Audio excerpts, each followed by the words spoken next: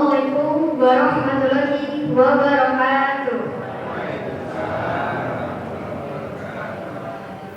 Alhamdulillahillazi an'ama alaina binaman wal Islam. Asyhadu an la ilaha illallah wa asyhadu anna Muhammadar Rasulullah.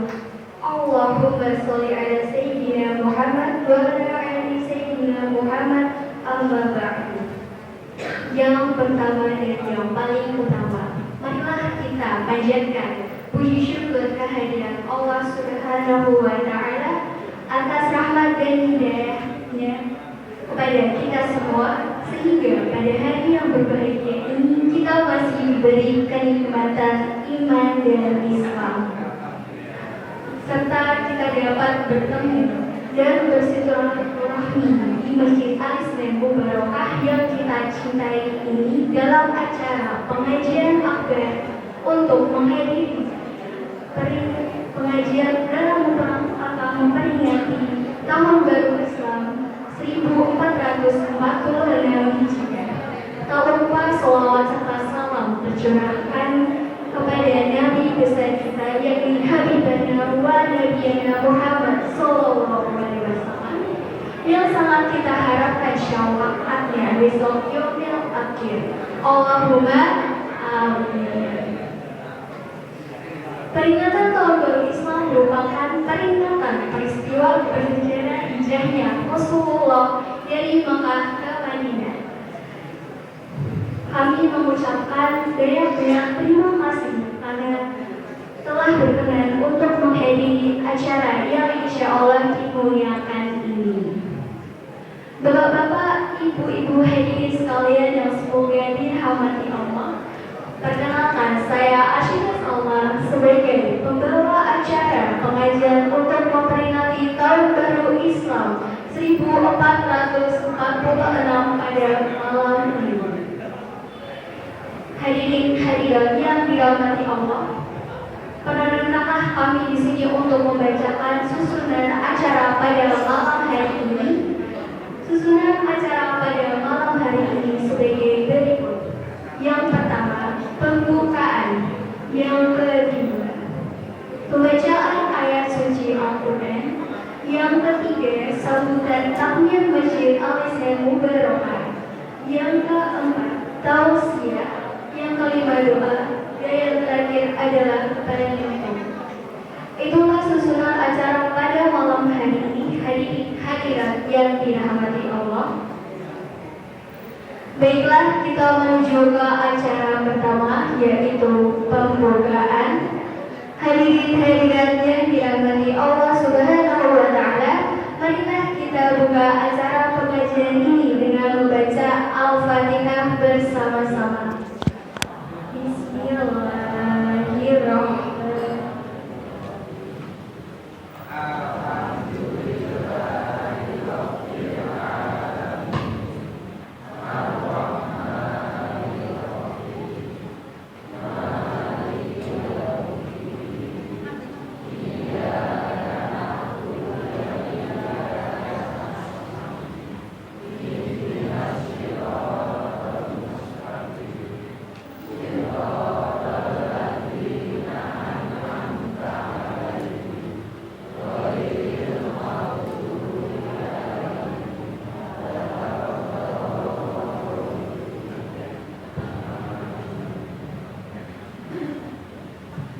Baiklah, acara selanjutnya adalah pembacaan ayat suci Al-Quran.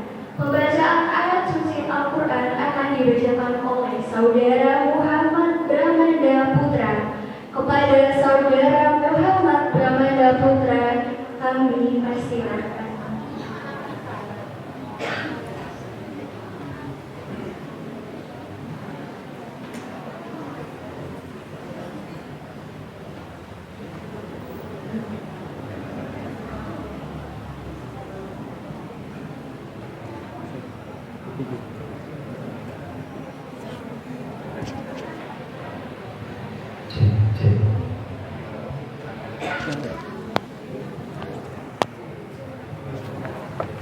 Bismillahirrahmanirrahim. Assalamualaikum warahmatullahi wabarakatuh.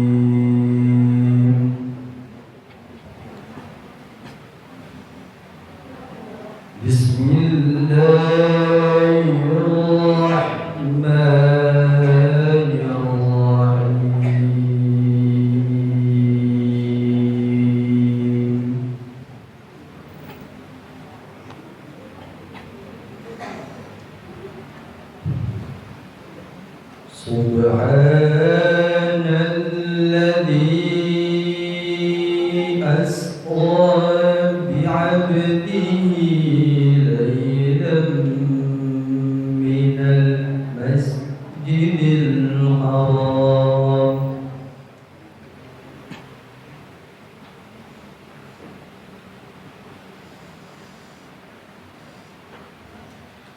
ليلا من المسجد الحرام إلى المسجد الأقصى الذي باركنا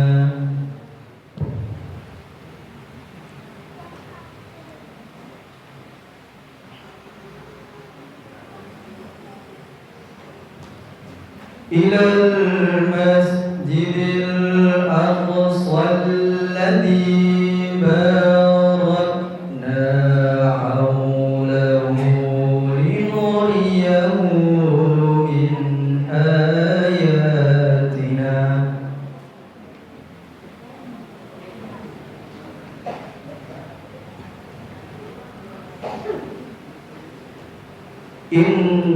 إنه هو السميع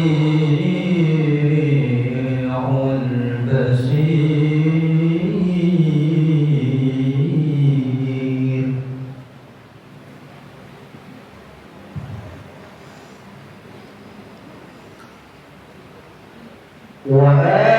وآتينا موسى الكتاب وجعلناه هدى لبني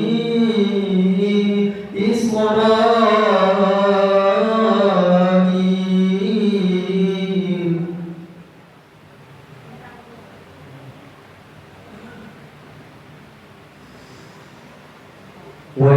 وجعلناه هدى لبني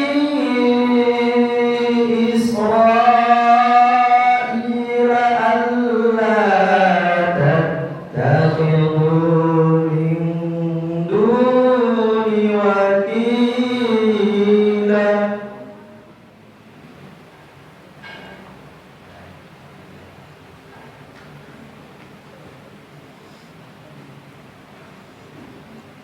ذرية من حملنا مع نوح إنه كان عبدا شكورا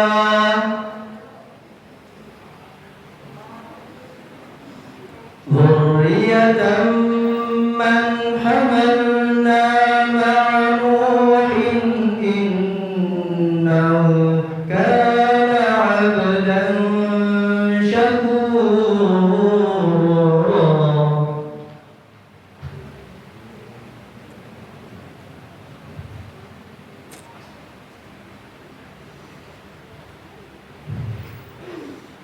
وقضينا إلى بني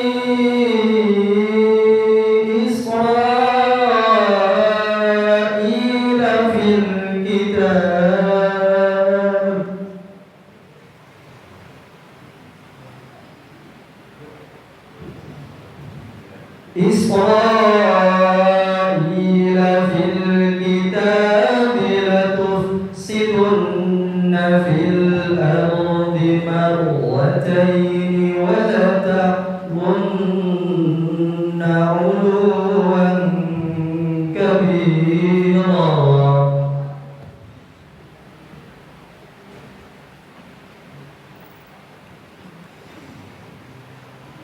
فإذا جاء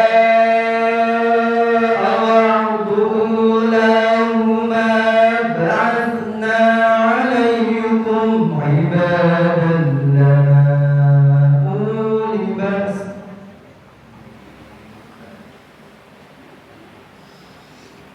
عبادا لنا أولي بأس شديد فجاسوا خلال الديار وكان وعدا رسولا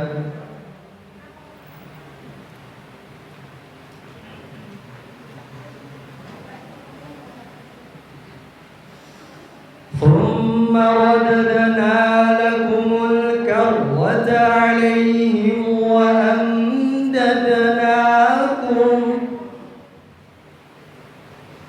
ثم رددنا لكم الكرة عليهم وأمددناكم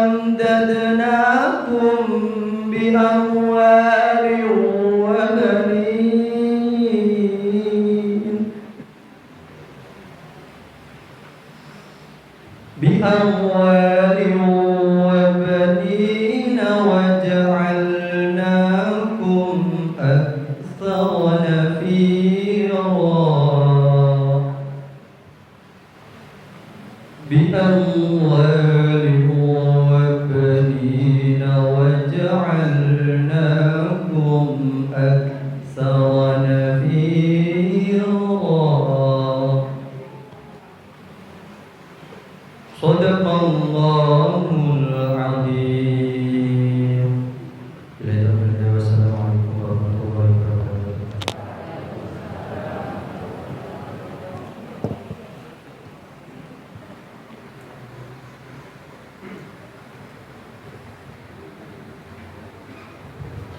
Sadaqallahul azim. Allahumma hamna bil Quran. Semoga diberikan rahmat dan hidayah serta amal baik bagi mereka yang membacakan dan juga kita yang mendengarkan. Semoga dengan bacaan Al-Quran hati dan pikiran menjadi tenang. Amin ya rabbal alamin.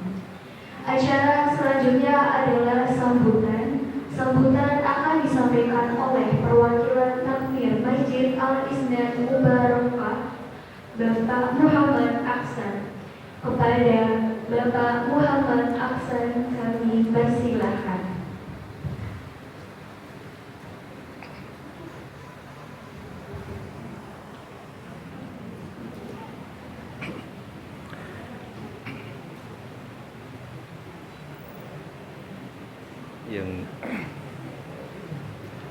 Yang saya hormati ibu-ibu, bapak-bapak, dan hadirin yang berbahagia. Assalamualaikum warahmatullahi wabarakatuh. Alhamdulillahirabbil alamin wa bihi nasta'inu ala al-umuri wassalatu wassalamu ala asyrofil mursalin wa ala alihi washabihi ajmain. Amma ba'du. Alhamdulillah, puji syukur kita panjatkan kehadiran Allah Azza wa Jalla atas segala nikmat dan kurnia-Nya yang senantiasa diberikan kepada kita. Alhamdulillah, pada kesempatan malam hari ini, malam tahun baru Hijriah, tahun 1446 Hijriah, kalender Islam yang kalender Jawanya malam 1 Suro. Kebetulan sekali atau memang sudah ditakdirkan begitu, kalender Jawa dan kalender Islam sama-sama tanggalnya. Kalau kalender umum kita kenal dengan tahun barunya 1 Januari, kalender Islam 1 Muharram, kalender Jawa Saka itu Suro, kemudian yang lain juga masih banyak punya kalender dari kepercayaan yang lain. Bapak Ibu jemaah yang dirahmati Allah, pada kesempatan malam hari ini izinkan saya selaku takmir menyampaikan selamat datang dan terima kasih pada jemaah sekalian yang sudah berkenan hadir pada kesempatan malam hari ini, pada kesempatan pengajian akbar yang insya Allah nanti akan disampaikan tausiah oleh Habib Abdul Rahman Saleh Mulakhilah. Pada malam hari ini beliau sudah ada di tengah-tengah kita tepat tadi jam 8 sudah mulai memasuki masjid kita tercinta Al-Sin Mubarakah. Kepada Habib kami sampaikan terima kasih atas kehadirannya Habib ya.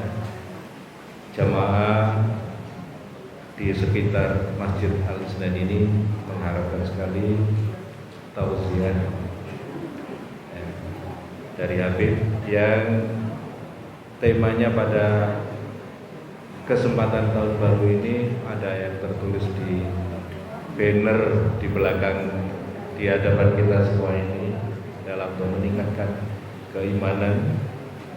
Kita tahu bahwa tahun baru Hijriah yang digabung dengan tahun Jawa Suro banyak sekali pernik-pernik yang kadangkala terasa mengganggu pada keimanan atau keyakinan kita. Jadi keimanan kita supaya diluruskan, bersih dari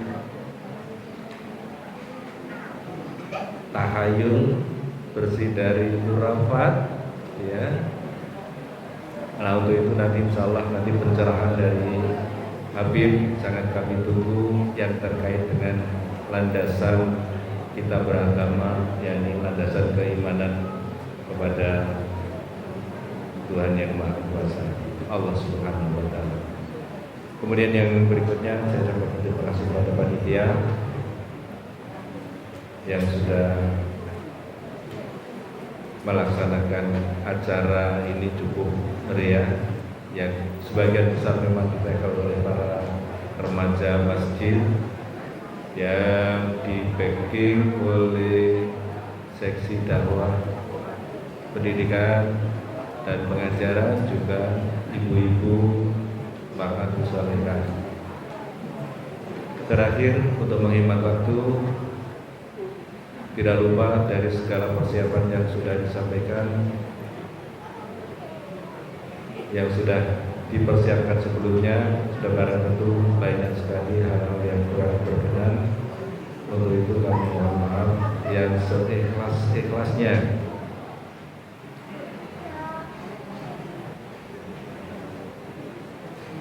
Monggo dan saya ini tak mintakan.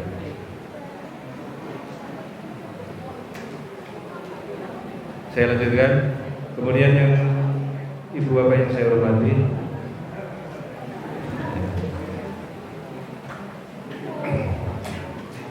untuk menghemat waktu sekali lagi, karena nanti kita harapkan tidak terlalu malam, secukupnya saja kami cukupkan. Sekali lagi kami mohon maaf atas segala kekurangan yang kami persiapkan maupun cara kami menerima bapak ibu hadirin yang berbahagia. Kurang lebihnya mohon maaf. Billahi taufiq wal hidayah. Sebelumnya mari kita siapkan diri kita siapkan hati kita untuk menerima tausiah yang insya Allah disampaikan oleh Habib Abdul Rahman. Demikian. Assalamualaikum warahmatullahi wabarakatuh.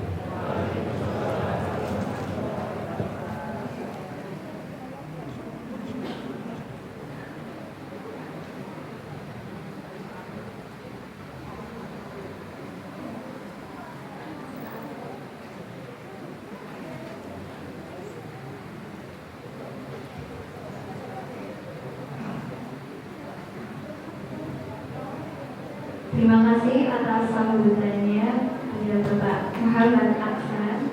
Semoga apa yang beliau sampaikan dapat bermanfaat bagi kita semua. Amin.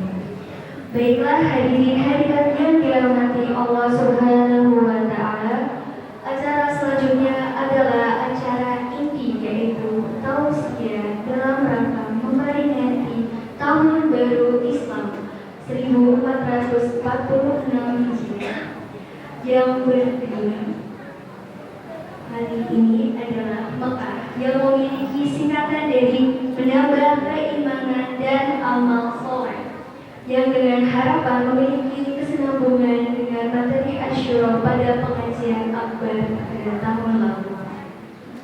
Tausiah akan disampaikan oleh Habib Abdul Rahman Solar Mulajaran kepada kepada Habib Abdurrahman Soleh mulai dengan kami persilahkan.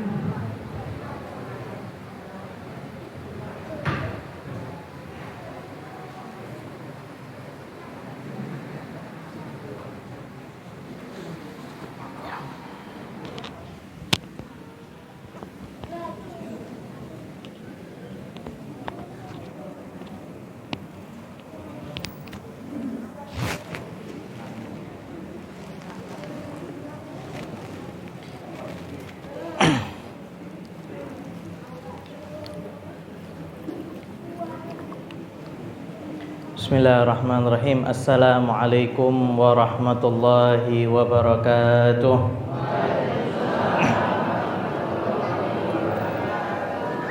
Alhamdulillah, alhamdulillahi hamdan yuwafi ni'ama wa yukafi mazidah. Ya Rabbana lakal hamdu kama yanbaghi li jalali wajhika wa 'azimi sultanik. Subhanaka la nuhsi thana'an 'alaika anta kama athnaita 'ala nafsik. Falakal hamdu hatta tarda, walakal hamdu idza radit, walakal hamdu ba'da ridha. Asyhadu annahu Allahu alladzi la ilaha illa hu, wa asyhadu anna sayyidina Muhammadan 'abduhu wa rasuluh. Allahumma shalli wa sallim ala sayyidina Muhammadin miftahi babi rahmatillah, adada ma fi ilmillah, salatan wa salaman daimaini bidawami mulkillah, wa ala alihi wa sahbihi. Rabbi shrah li sadri wa yassir li amri wahlul 'uqdatam min lisani yafqahu qawli wahdi qalbi wa saddid lisani bihaqqi sayyidina Muhammadin sallallahu alaihi wa ala alihi wa sallam. Amma ba'd. Alhamdulillah, segala puji bagi Allah Subhanahu wa taala yang memberikan kita taufik sehingga kita kumpul bersama di salah satu tempat yang paling diridhoi oleh Allah, salah satu tempat yang paling dicintai oleh Allah, yaitu masjidnya Allah Subhanahu wa taala.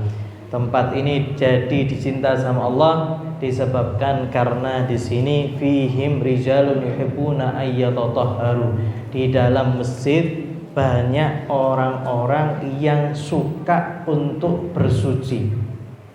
Jadi sifatnya orang yang masuk masjid itu apa? Suka untuk bersuci. Jadi kalau terkadang kena kotoran, terkadang jatuh ke khilaf, terkadang jatuh ke kesalahan, maka mereka segera untuk bersuci, segera untuk minta maaf, segera untuk istighfar, segera untuk taubat kepada Allah Subhanahu wa taala. Ini sifatnya orang-orang yang masuk masjid. Semoga Allah Subhanahu wa taala jadikan kita termasuk orang-orang yang suka untuk bersuci. Amin Allahumma.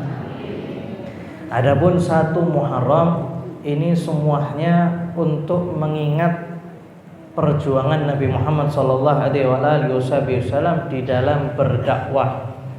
Kita tahu bersama Nabi Muhammad SAW ini seorang yang amanat, orang yang tidak pernah berdusta, dan terkenal di Mekah Mukarramah itu yang paling tidak pernah berdusta adalah Muhammad bin Abdullah.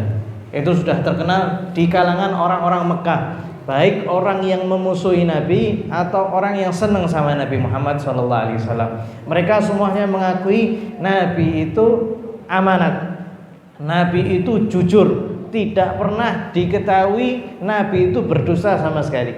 Makanya dijuluki oleh orang-orang Mekah Al-Amin, yang megang amanat. Sehingga musuhnya Nabi Muhammad kalau titip barang ya sama Nabi Muhammad. Dari saking tidak ada yang dipercaya di Mekah melebihi Nabi Muhammad SAW. Akan tapi setelah Nabi Muhammad SAW diutus oleh Allah Subhanahu Wa Taala menjadi seorang Rasul, menjadi seorang Nabi, yang Nabi Muhammad SAW ketika mengumpulkan orang-orang Mekah itu beliau mengatakan, wahai orang-orang Mekah, pernahkah kalian mendapati aku berdusta? Pernahkah kalian mendapati aku itu berbohong? Maka mereka serempak semuanya mengatakan, wahai Muhammad, kami tidak pernah mendapati kamu berdusta, kamu tidak pernah berbohong sama sekali. Maka Nabi Muhammad mengatakan, kalau seandainya aku mengatakan di balik gunung ini ada binatang buas yang siap untuk menerjang kalian, kalian itu percaya sama aku atau tidak? Ya. Maka orang-orang itu semuanya itu mengatakan apa? Percaya wahai Muhammad. Kita tidak pernah mendapati kamu berdusta. Apapun yang kamu katakan kepada kami di balik gunung ini ada apa, kami akan percaya. Maka kemudian Nabi Muhammad SAW setelah melihat mereka itu sudah percaya sama Nabi, mereka sama Nabi selama 40 tahun, dari sejak kecil sampai 40 tahun, ya. Maka kemudian Nabi Muhammad mengatakan, sesungguhnya aku adalah utusan Allah yang diperintahkan untuk menyampaikan agama Islam kepada kalian, dan aku itu sebagai pemberi peringatan juga sebagai pemberi kabar gembira. Maka seketika itu orang-orang itu terbelah menjadi dua. Ada yang percaya sama Nabi Muhammad, ada yang tidak percaya sama Nabi Muhammad sallallahu alaihi wasallam. Dan ini murni hidayah daripada Allah Subhanahu wa taala. Coba bayangkan jenengan ini, bayangkan orang-orang yang ngelihat Nabi langsung, yang muamalah sama Nabi langsung, yang ketemu sama Nabi langsung, terkadang tidak dikasih hidayah sama Allah Subhanahu wa taala. Tidak dikasih Islam sama Allah Subhanahu wa taala. Tidak diberi taufik oleh Allah Subhanahu wa taala. Tapi alhamdulillah kita 1400 tahun sekian setelah hijrahnya Nabi Muhammad SAW, Allah Subhanahu wa taala masih kasih hidayah kepada kita. Kita beriman kepada Allah, beriman kepada Nabi Muhammad SAW, meskipun kita belum melihat Nabi Muhammad SAW, agar kita tahu hidayah ini nikmat yang besar yang diberikan Allah kepada kita. Bayangkan orang yang tinggal sama Nabi. Nabi itu gantengnya luar biasa, tampannya luar biasa, jujur, tidak pernah bohong, amanat. Semua orang itu sepakat dia termasuk orang yang baik, akan tapi tidak semuanya masuk Islam. Bahkan pertama kali yang melawan Nabi Muhammad SAW adalah dari keluarganya sendiri, dari pamannya sendiri, dari orang-orang Mekah sendiri. Sehingga Rasulullah SAW 10 tahun dakwah di Mekah atau 13 tahun dakwah di Mekah, tidak ada daripada orang-orang Mekah yang mendukung Nabi Muhammad SAW. Sampai Nabi Muhammad SAW memerintahkan sebagian para sahabat untuk hijrah ke Habasyah, Ethiopia. Untuk hijrah ke sana, salah satunya Sayyidina Ja'far At-Tayyar bersama beberapa para sahabat yang kemudian hijrah ke Habasyah. Kemudian setelah beberapa lama mereka rindu kembali kepada Nabi Muhammad SAW, akan tapi keadaan di Mekah masih sama seperti sedia kala sahabat Nabi Muhammad SAW. Semuanya diadab, semuanya disiksa, sampai kemudian di akhir-akhir Nabi Muhammad SAW memerintahkan sebagian daripada sahabat untuk hijrah di Madinah. Karena ada sebagian sahabat itu mulai dakwah di Madinah. Dan ketika haji, Nabi Muhammad SAW itu kemudian datangi orang-orang yang haji. Ya, orang-orang yang haji itu didatangi oleh Nabi Muhammad SAW, diajak untuk masuk Islam. Setiap Nabi masuk kemah, maka pamannya pun Abu Jahal, Abu Lahab itu ikut di belakang Nabi Muhammad SAW. Ya, ikut di belakang Nabi Muhammad SAW. Abu Lahab kemudian mengatakan, itu ponakan saya, dia gila, jangan dipercaya. Nabi Muhammad SAW masuk ke kemah, Nabi ngajak orang-orang itu masuk ke agama Islam, ngasih tahu kepada orang-orang itu masuk ke agama Islam. Nabi keluar, Abu Lahab masuk. Terus seperti itu. Ya, sampai kemudian ada beberapa orang yang kemudian mulai beriman kepada Nabi Muhammad SAW. Setiap tahun semakin banyak, dan mereka itu berasal daripada Madinah. Maka Nabi Muhammad SAW memerintahkan orang-orang, para sahabat untuk hijrah ke Madinah, dan Nabi Muhammad SAW itu menanti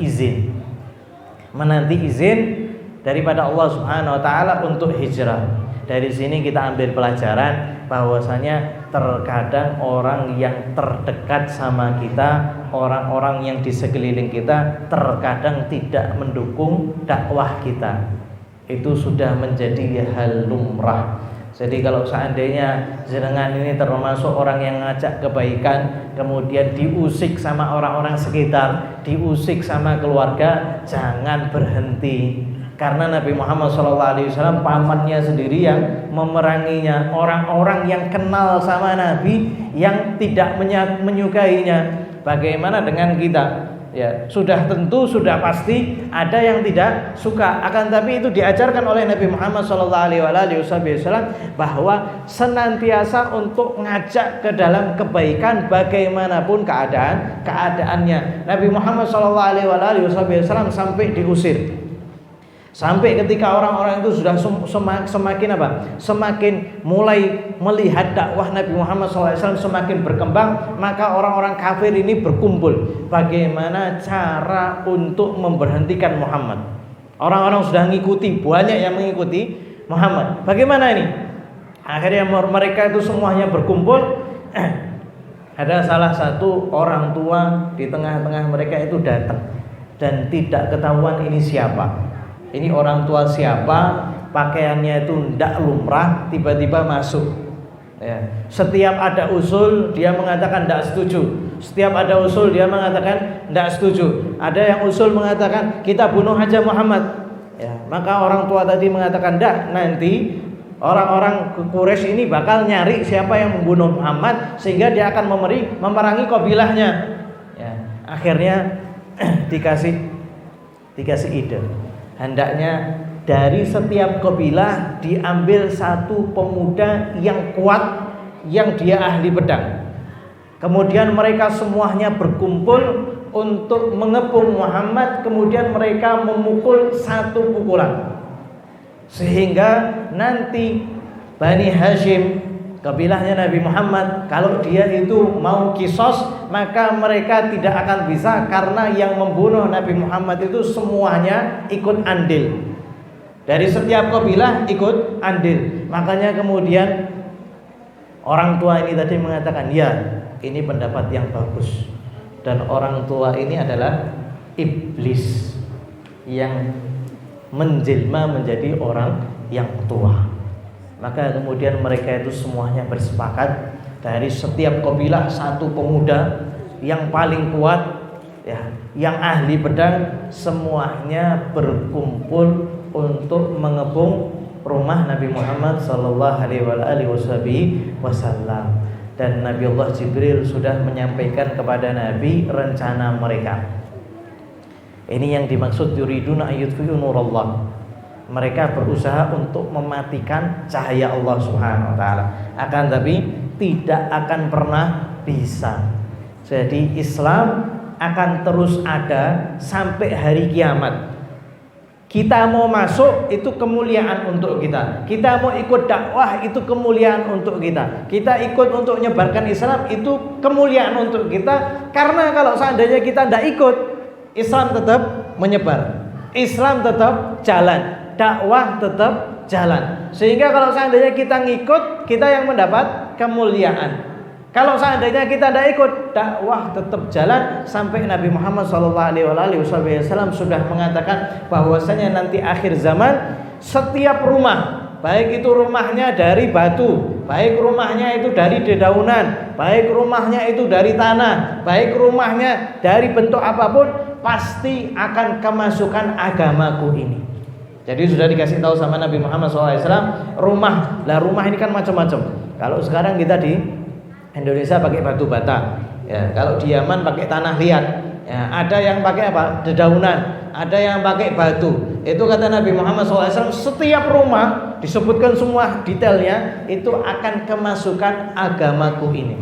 Baik lewat perantara orang mulia atau perantara orang yang tidak mulia. Sehingga kita tahu dakwah ini bakal tersebar pesat.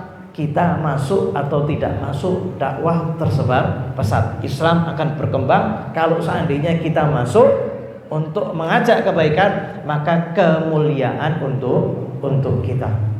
Sehingga kemudian Nabi Muhammad SAW mengatakan kepada Sayyidina Ali, wahai Ali, kamu nanti malam tidur di ranjangku, tidur di kasurku. Maka Sayyidina Ali ketika yang memerintah Nabi Muhammad SAW, karena Sayyidina Ali ini pemuda yang pertama kali masuk Islam, maka Sayyidina Ali langsung mengatakan, siap ya Rasulullah. Sehingga Sayyidina Ali itu orang yang berkorban pertama kali untuk Islam. Siapa? Sayyidina Ali bin Abi Thalib, orang yang pertama kali berkorban untuk Islam. Maka Sayyidina Ali bin Abi Thalib ini tidur di ranjangnya Nabi Muhammad SAW sambil menutup badannya sepenuhnya. Di malam hari orang-orang itu berkumpul, daripada pemuda-pemuda yang berkumpul semuanya mengelilingi rumah Nabi Muhammad SAW, yang kemudian mereka itu mengintip dari sela-sela. Oh, di kamarnya Nabi masih ada Nabi Muhammad SAW masih tidur. Mereka beranggapan bahwasanya nanti ketika Nabi Muhammad itu keluar, mereka langsung menyerang. Akan tapi Nabi Muhammad SAW sudah tahu. Ya. Kemudian Nabi Muhammad SAW mempersiapkan bagaimana hijrah. Dan ini pelajaran yang bagus untuk kita. Nabi itu bisa untuk menerima mukjizat, tapi Nabi Muhammad SAW itu mendirikan yang namanya ikhtiar, menjalankan yang namanya ikhtiar. Padahal Nabi Muhammad SAW kalau minta sama Allah apapun pasti apa? Dikasih sama Allah Subhanahu Wa Taala. Tapi Nabi Muhammad SAW jalankan ikhtiar. Ketika tahu mereka bakal mengepung, maka mengatakan kepada mengatakan kepada Sayyidina Abu Bakar As-Siddiq, wahai Sayyidina Abu Bakar As-Siddiq, Allah Subhanahu Wa Taala sudah memerintahkan untuk hijrah, memerintahkanku untuk hijrah, dan kamu yang mendampingiku, kamu yang mendampingi aku, kata Nabi Muhammad SAW. Maka Sayyidina Abu Bakar itu gembira luar biasa. Ya Rasulullah, saya tidak pernah gembira seperti saat ini. Dari kemarin saya cuma kepikiran, ya Allah, saya kepingin barengi Nabi Muhammad SAW saat hijrah. Maka kemudian Sayyidina Abu Bakar diperintahkan untuk mempersiapkan 2 kuda. Persiapkan 2 kuda, kemudian mempersiapkan 1 orang yang mencari jalan hijrah ke Madinah, bukan lewat jalur utama, tapi lewat jalur, kalau sekarang ini jalur alternatif yang jarang didatangi oleh orang. Ya. Dan yang ngasih tahu Nabi itu orang Yahudi, tapi gara-gara dibayar ya mereka mau untuk ngasih tahu jalan. Ya. Maka Sayyidina Abu Bakar itu mempersiapkan 2 kuda. Kemudian mempersiapkan anaknya Sayyidina Abdullah sama Asma. Asma itu setiap hari dia ngasih Nabi Muhammad SAW, mempersiapkan Nabi Muhammad SAW makan.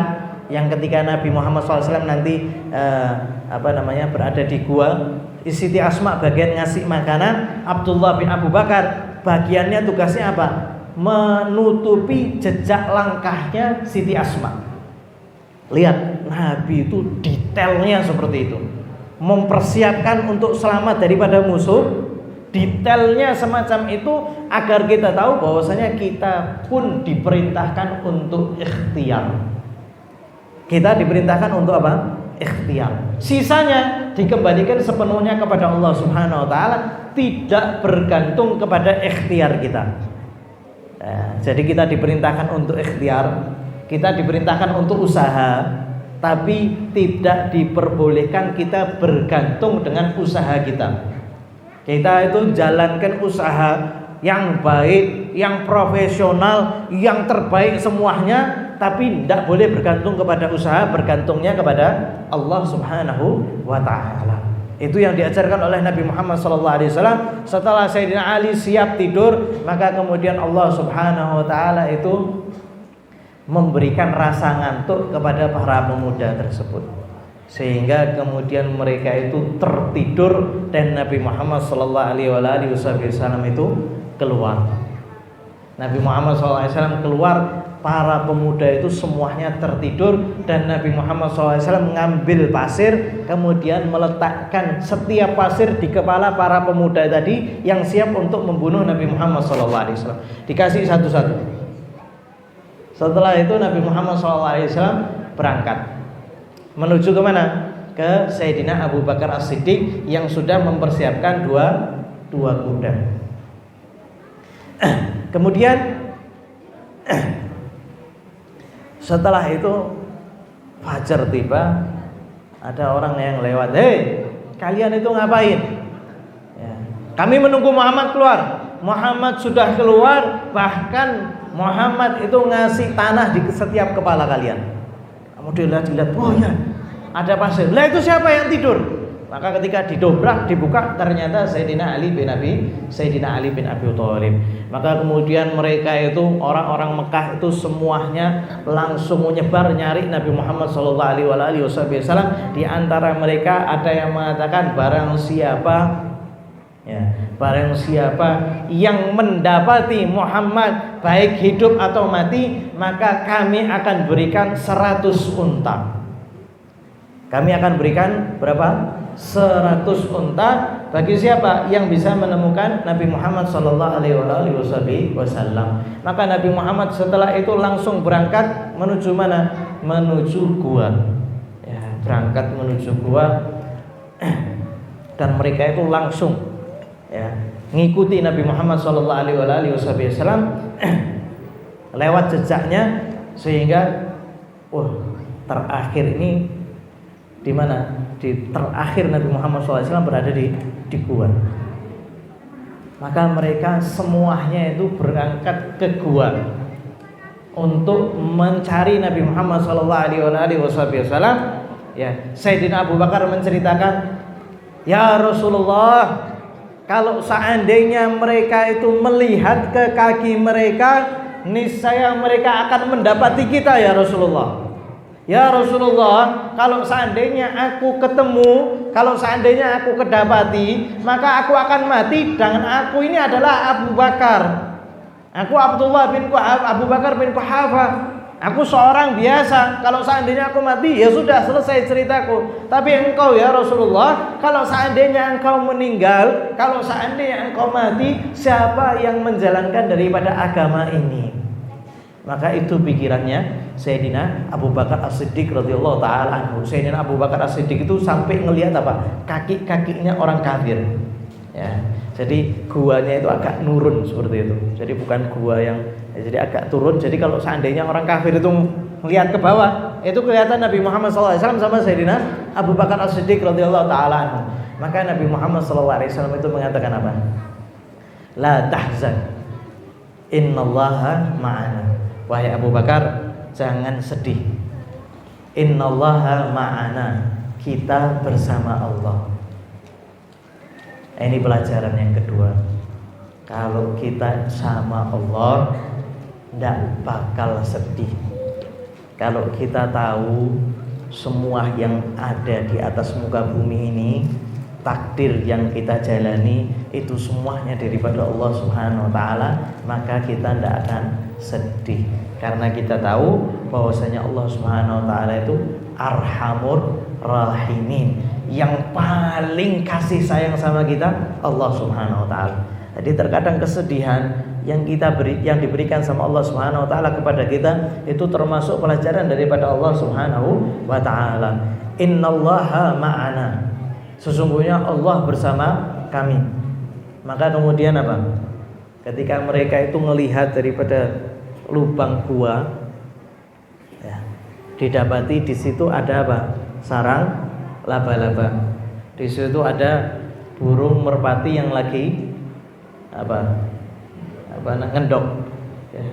Maka orang-orang itu Mekah itu mengatakan, Muhammad tak mungkin masuk sini. Kenapa? Karena di sini ada sarang laba-laba.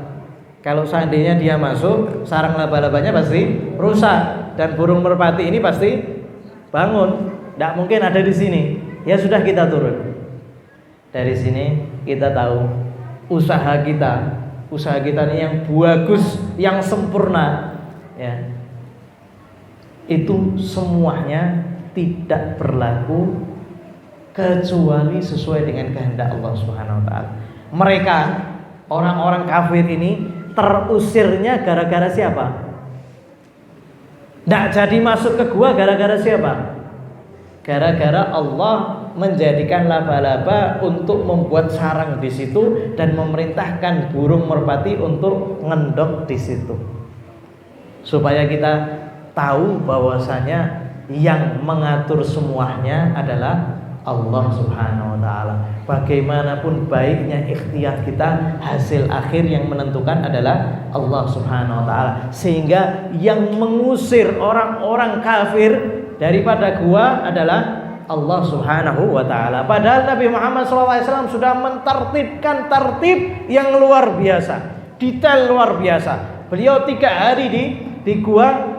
Setiap hari Siti Asma itu berangkat ngasih makanan, dan Abdullah bin Abu Bakar itu bawa gembala kambing sehingga nutupi daripada jejak langkah kakinya. Selama apa? Selama 3 hari. Dan mereka orang-orang kafir itu mencari daripada Muhammad bin Abdullah, di mana dia bersembunyi. Sehingga sayembara itu tersebar luas sampai ada Suraqah bin Malik. Suraqah bin Malik ketika itu masih dalam keadaan kufur. Lagi duduk-duduk ngobrol, kemudian ada seorang yang mengatakan, "Hei, ada sayembara. Barang siapa yang dapatkan Muhammad, baik hidup atau mati, dia akan dapat 100 unta." Oh ya. Maka ada salah satu orang itu mengatakan, ya, "Oh, mungkin Muhammad itu berangkat hijrah ke Madinah lewat jalur alternatif." Maka Suraqah bin Malik yang dia kepingin daripada harta, dia mengatakan, "Tidak ada. Di sana tidak ada. Saya sudah lewat sana." Padahal dia belum lewat, dan dia tahu Nabi Muhammad pasti lewat situ. Tapi gara-gara Suraqah bin Malik kepingin daripada harta 100 unta, maka dia menipu orang-orang yang duduk, mengatakan, "Sudah, di situ sudah ada yang lewat. Ya, jangan ke situ." Ya, setelah duduk tidak lama, kemudian Suraqah bin Malik ini ngambil kudanya, langsung maju kudanya kenceng dan tahu jalannya yang biasa ditempuhi sama orang-orang yang biasanya lewat jalur alternatif. Maka dikejar. Ya, didapati Nabi Muhammad SAW sama Sayyidina Abu Bakar sedang berjalan. Sayyidina Abu Bakar itu terkadang beliau jalan di belakangnya Nabi. Kalau kepikiran ada musuh di belakang Nabi, maka beliau langsung berada di belakang. Kalau tiba-tiba beliau kepikiran ada di depan musuh di depan Nabi, maka beliau langsung di depan Nabi. Di samping Nabi Muhammad, di kiri Nabi Muhammad, kebingungan. Sedangkan Nabi Muhammad SAW seorang yang tegar. Dia tahu bahwasanya Allah Subhanahu Wa Taala bakal mengurus daripada agamanya. Maka ketika Suraqah bin Malik itu sudah dekat, dipacu kudanya semakin kencang lagi. Ketika sudah mendekati Nabi Muhammad SAW, kaki kudanya itu masuk ke tanah sehingga dia menjungkal. Ya, masuknya masih di kakinya itu. Ya. Kemudian dia jatuh. Kemudian dia bangkit, dipacu lagi kudanya. Ketika sudah mau dekat dengan Nabi Muhammad SAW, kemudian kaki kudanya masuk lagi sekarang setengah. Daripada kaki kudanya itu masuk ke tanah setengah sampai dia terjungkal. Kemudian diambil kudanya lagi, dipacu lagi. Karena apa? Karena keinginan untuk mendapatkan 100 unta.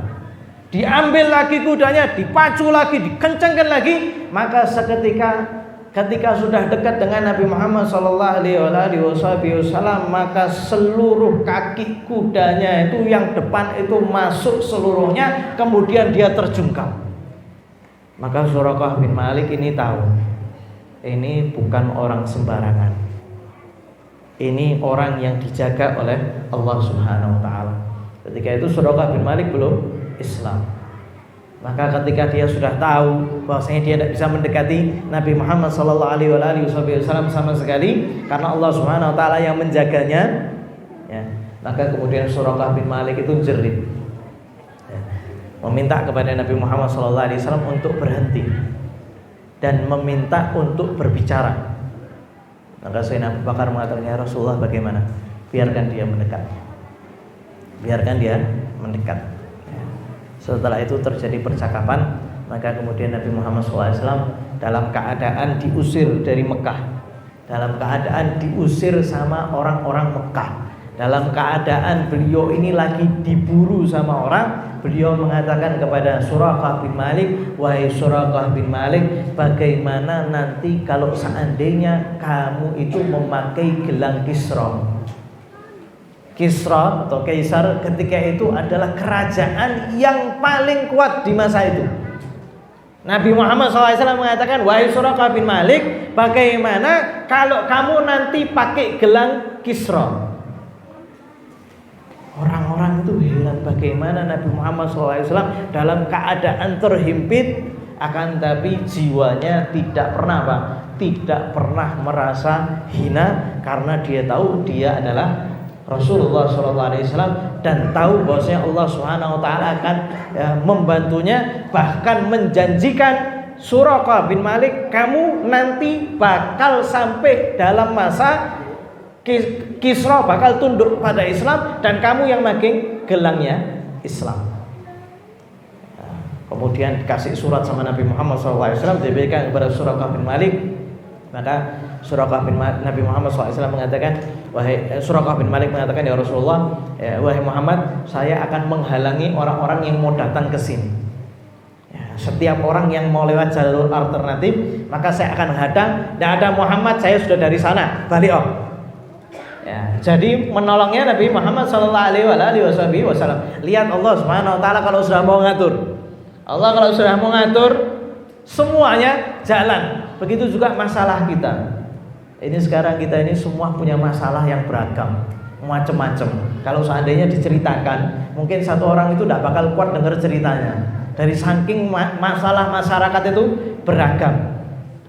Tapi cuma satu solusi yang ngasih masalah kita, yang bisa menyelesaikan masalah kita. Yang ngasih masalah kita siapa? Allah Subhanahu wa taala. Berarti yang bisa menyelesaikan Allah Subhanahu wa taala. Kalau begitu bagaimana kembali sama Allah? Tobat kembali sama Allah, minta sama Allah. Allah setiap malam itu tanya sama hamba-hambanya. Ada yang mau hajat, ada yang mau istighfar, ada yang minta istighfar, ada yang punya masalah, ada yang minta untuk diselesaikan masalahnya. Serahkan semua, ya Allah saya punya masalah begini, ya Allah saya. Akan tapi kita harus kembali dulu sama Allah Subhanahu wa taala. Nabi Muhammad SAW kalau bukan karena Allah Subhanahu wa taala yang memuluskan rencananya, maka bakal ketahuan. Ya. Gara-gara apa? Gara-gara Allah Subhanahu wa taala ngasih sarang laba-laba, musuh minggir. Gara-gara Allah Subhanahu wa taala memasukkan kuda itu ke tanah, maka Suraqah bin Malik tidak jadi untuk nangkep Nabi Muhammad SAW. Semuanya solusinya berasal daripada Allah Subhanahu wa taala, bukan daripada ikhtiarnya. Bukan daripada ikhtiar. Jadi kalau jenengan itu pakai logikanya, dipakai terus, ini apa caranya biar selesai masalahnya, cuma sama logikanya tok, cuma sama pikirannya tok, cuma sama kecerdasannya tok, maka tidak bakal pernah selesai. Karena Allah Subhanahu wa taala menyatakan di dalam Al-Qur'an, "Wa may yattaqillaha yaj'al lahu makhraja." Barang siapa yang bertakwa kepada Allah Subhanahu wa taala, maka Allah Subhanahu wa taala kasih solusi. Solusinya itu disebutkan setelah takwa atau sebelum takwa? Allah nyebutkan mana? Takwa dulu apa solusi dulu? Takwa dulu. Wa man yattaqillaha yaj'al lahu makhraja. Barang siapa takwa sama Allah, baru Allah kasih solusi. Orang kebanyakan nyari solusi tapi lupa takwa. Jadi dia nyari solusi, dia nyari dengan pikirannya, dia nyari dengan akalnya, tapi lupa yang ngasih solusi itu daripada takwa kepada Allah Subhanahu wa taala, daripada taubat, daripada istighfar. Ya ja'allahu makhraja, Allah baru kasih solusi. Jadi kalau jenengan nyari solusi tapi mengesampingkan takwa, berarti solusi yang jenengan ambil itu solusi fata morgana. Jenengan tahunya itu solusi diambil, ternyata di balik itu banyak permasalahan-permasalahan yang lain. Listriknya.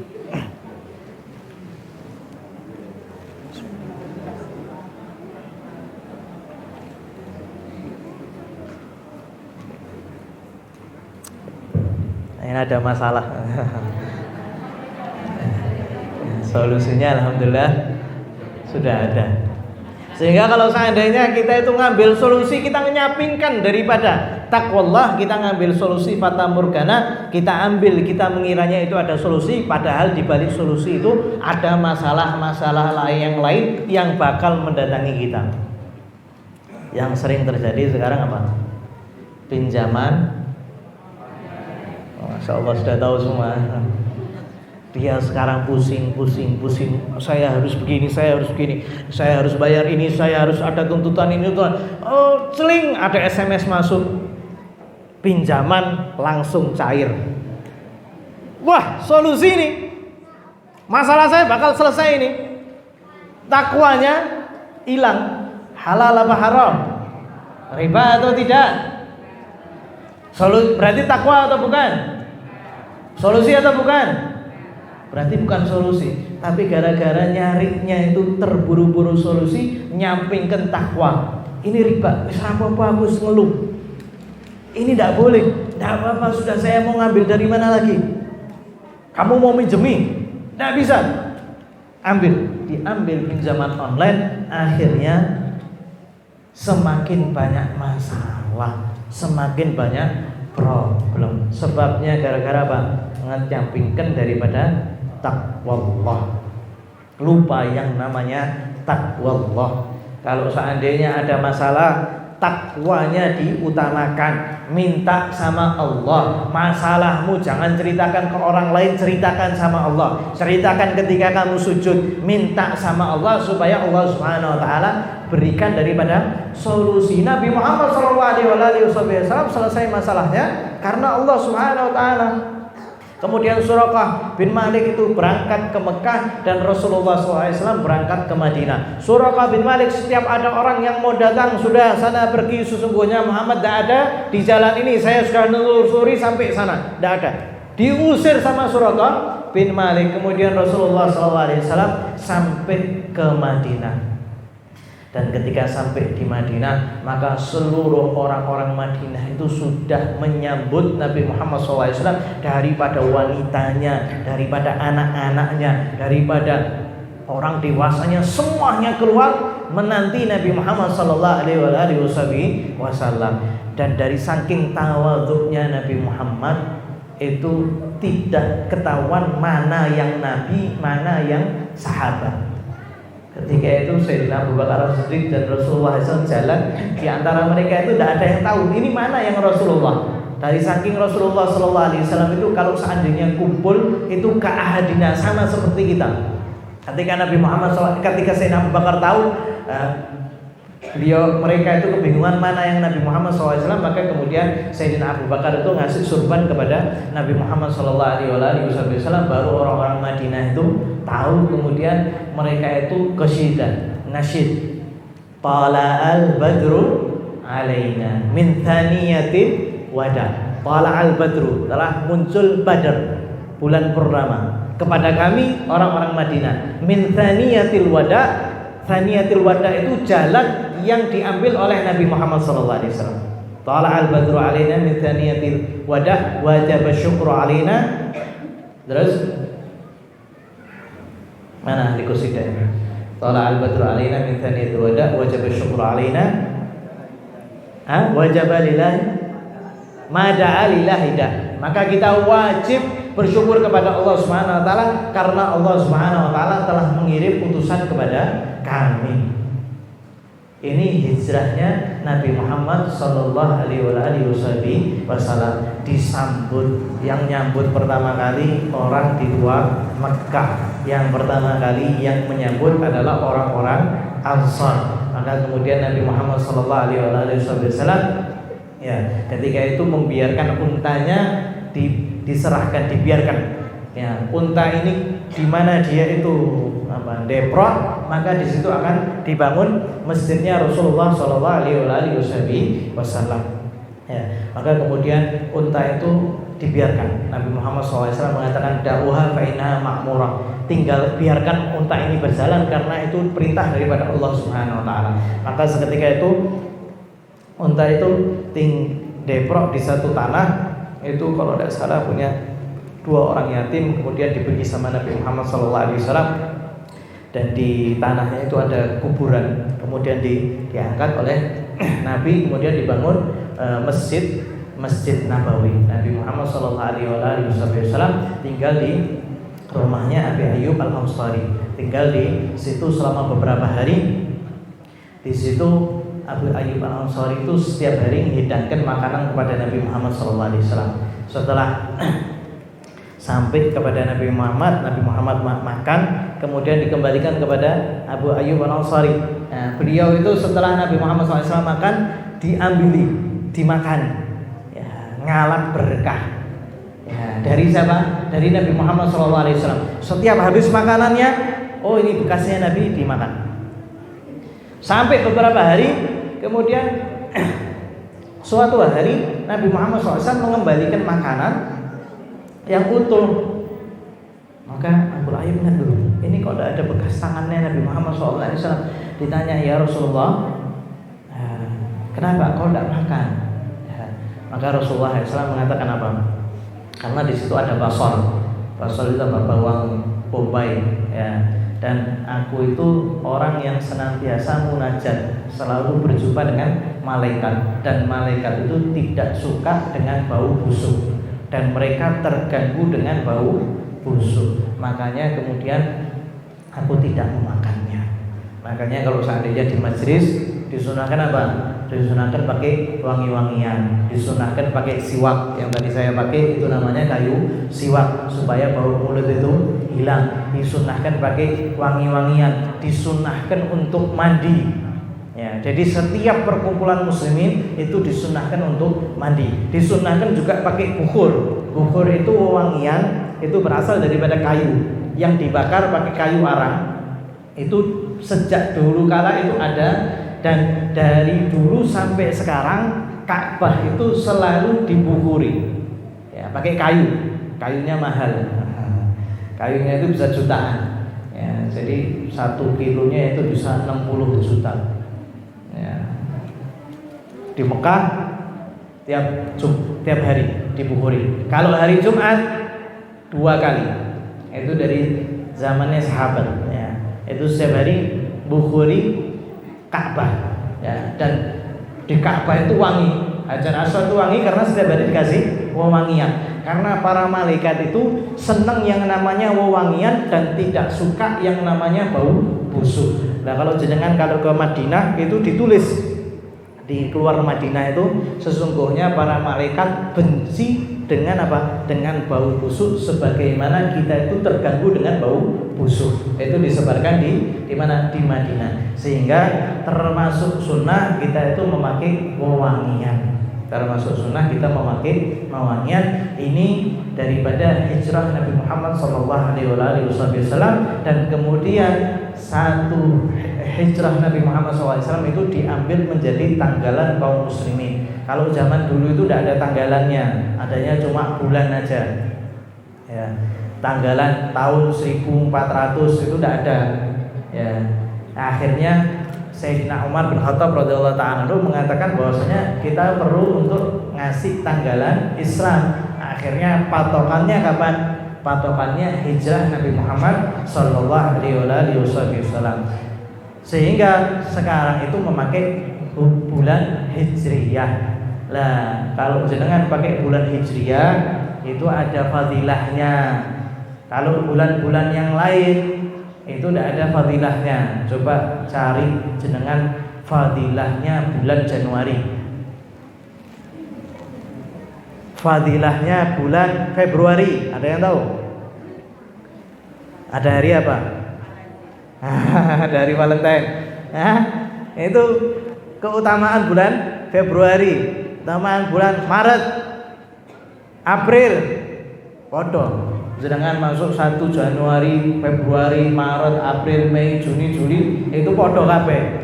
Tapi kalau seandainya masuk bulan Muharram, bulan yang diagungkan oleh Allah Subhanahu wa taala, nanti tanggal 10 ada hari Asyura, hari yang diagungkan oleh Allah Subhanahu wa taala.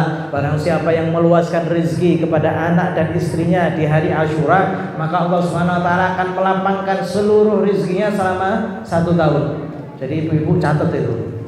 Tanggal 10 Muharram, minta sama suaminya, Pak jenengan kalau rezekinya mau lancar selama setahun, kasih keluasan rezeki kepada istri dan anak jenengan. Ya, diamalkan. Ya, ini mujarab. Ya, mujarab itu apa? Sudah dilaksanakan dan terbukti. Jadi setiap tanggal 10 Muharram yang biasanya itu makannya biasa-biasa, ini kasih makan yang enak. Ya, kasih makan ayam fried chicken atau sapi atau daging, atau diajak makan ke mall, atau anaknya disenangkan, atau istrinya dikasih tambah rezeki, ya dikasih bulanan lebih. Ini termasuk apa? Termasuk amalan di bulan Muharram 10 Asyura. Ya, dan banyak lagi nanti fadilah-fadilahnya Asyura. Nanti Dzulqa'dah, Dzulhijjah, Muharram itu bulannya diagungkan oleh Allah Subhanahu wa taala. Rajab juga bulannya diagungkan oleh Allah Subhanahu wa taala. Nanti masuk Sya'ban. Sya'ban bulannya salawat kepada Nabi Muhammad SAW. Masuk bulan Ramadan, bulannya umat Nabi Muhammad SAW. Itu setiap bulan ada fadilahnya.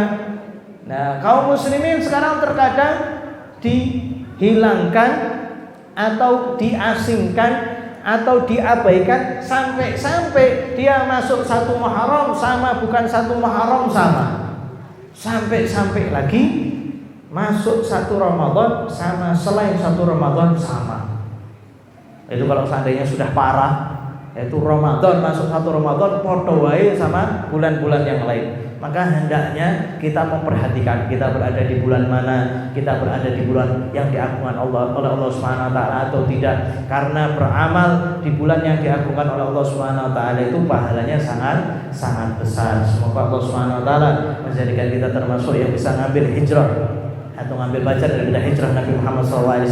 Semoga Allah Subhanahu wa taala menjadikan kita termasuk yang mengikuti Nabi Muhammad SAW, yang mengikuti jalan Nabi Muhammad SAW. Dan semoga Allah Subhanahu wa taala menjadikan kita termasuk yang menyebar yang namanya kebaikan, dijadikan kita termasuk yang ikut gerbang dakwahnya Nabi Muhammad SAW, yang menyebarkan agama Islam ke setiap daripada penjuru. Dan semoga Allah Subhanahu wa taala menjadikan kita termasuk yang usaha dengan ikhtiar sebaik-baiknya. Dan semoga Allah Subhanahu wa taala menjadikan kita termasuk yang dikasih solusi oleh Allah Subhanahu wa taala. Dan semoga Allah Subhanahu wa taala mengampuni dosa-dosa kita, dosa-dosa yang di tahun lalu. Semoga Allah Subhanahu wa taala mengampuni, dan semoga Allah Subhanahu wa taala memberikan kita taufik sehingga kita termasuk yang mampu beramal di tahun berikutnya. Allah Subhanahu wa taala semoga menakdirkan kita dengan takdir yang baik. Allah Subhanahu wa taala menetapkan kita dengan ketetapan yang baik. Allah Subhanahu wa taala menjauhkan kita daripada bala. Allah Subhanahu wa taala menjauhkan kita daripada azab. Allah Subhanahu wa taala menjauhkan kita daripada segala apa yang diharapkan oleh Allah Subhanahu wa taala. Allah Subhanahu wa taala jadikan kita termasuk yang bertakwa sebaik-baiknya takwa. Allah Subhanahu wa taala semoga di tahun ke depan Allah Subhanahu wa taala tingkatkan iman kita. Allah Subhanahu wa taala jadikan kita termasuk yang menghamba kepada Allah Subhanahu wa taala dengan sebaik-baik penghambaan, agar semoga Allah Subhanahu wa taala menjadikan kita termasuk hamba Allah Subhanahu wa taala yang betul-betul menyerahkan diri sepenuhnya kepada Allah Subhanahu wa taala. Dan semoga Allah Subhanahu wa taala menjadikan segala masalah kita dijadikan oleh Allah Subhanahu wa taala, diberikan oleh Allah Subhanahu wa taala solusinya. Dan semoga Allah Subhanahu wa taala menjadikan kita termasuk yang meninggal dalam keadaan husnul khatimah, mudah mengucapkan kalimat la ilaha illallah inda sakaratul maut. Ya Allah biha, ya Allah biha, ya Allah bi husnul khatimah. Ya Allah biha, ya Allah biha, ya Allah bi husnul khatimah.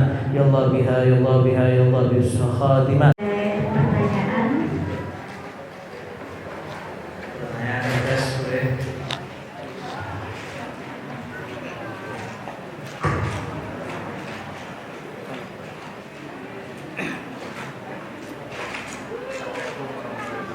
Waalaikumsalam.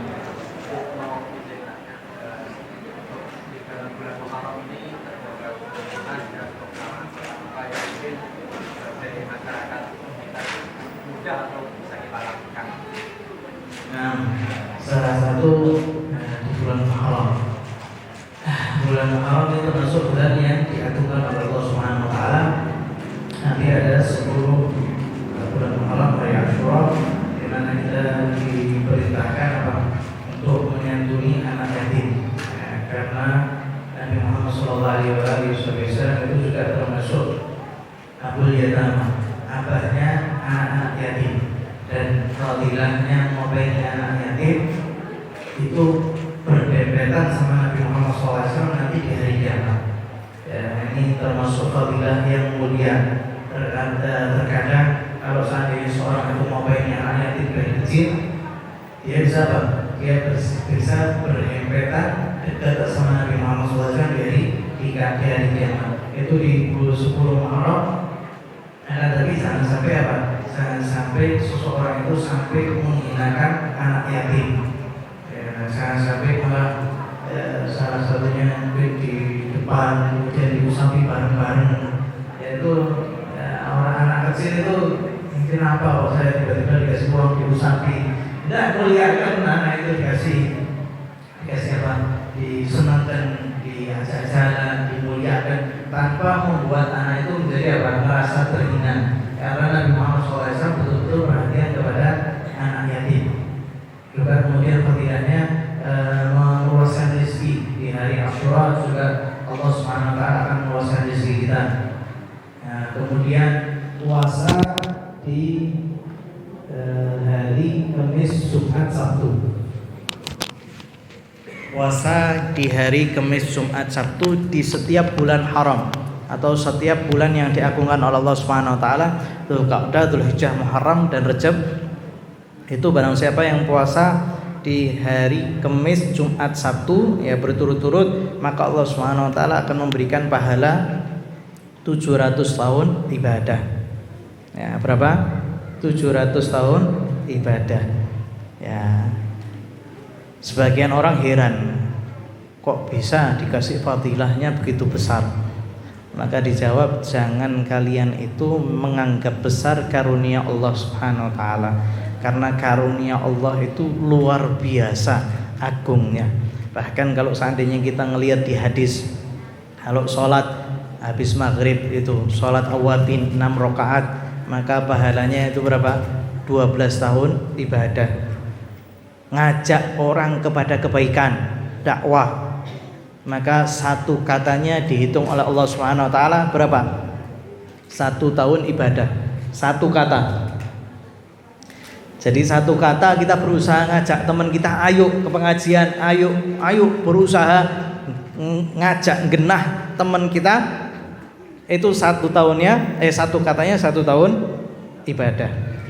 Daripada di kalimat-kalimat kita itu digunakan untuk riba, ngerasani orang lain, ngomongi orang lain, lebih baik ngajak kepada kebaikan. 1 tahun, 1 kata, 1 tahun ibadah. Tapi kalau digunakan sebaiknya 1 kata, kata Nabi Muhammad SAW, terkadang berkat 1 kata yang diucapkan oleh orang yang di situ ada murkanya Allah, Allah Subhanahu wa taala jungkalkan orang itu ke neraka Jahannam waliyadzubillah. Sama-sama 1 kata.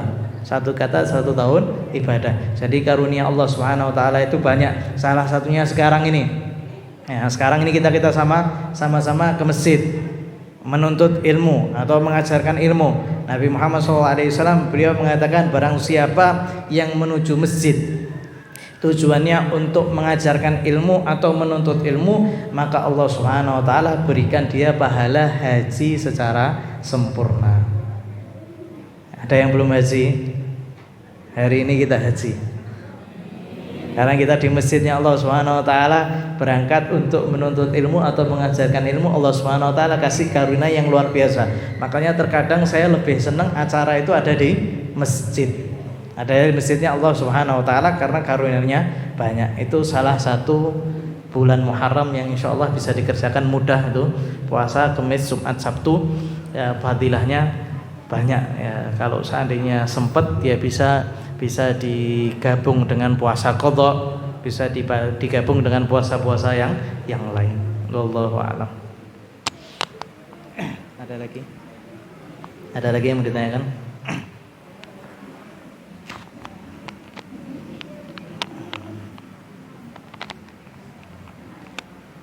Tapi ceritanya paham Ibu? Ceritanya tadi paham apa enggak? Monggo yang mau tanya Pak.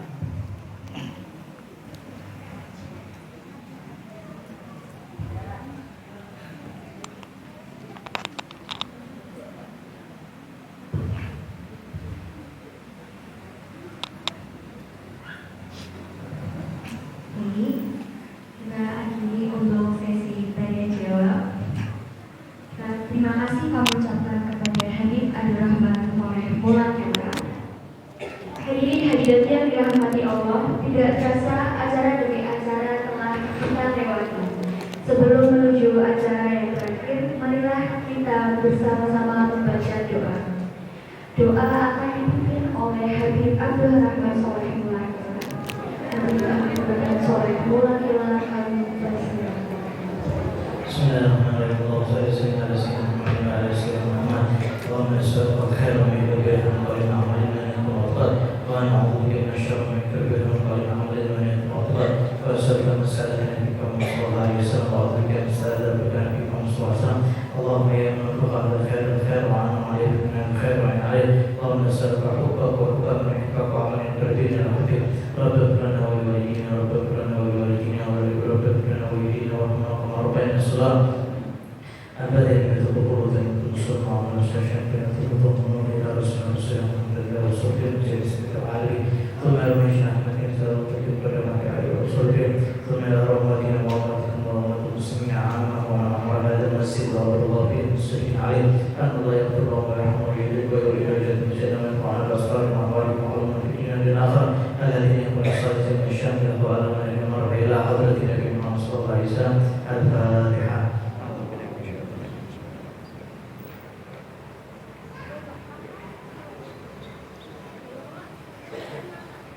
ربنا تقبل منا انك انت السميع العليم وتب علينا انك انت التواب الرحيم صلى الله على سيدنا محمد وعلى اله وصحبه وسلم والحمد لله رب العالمين.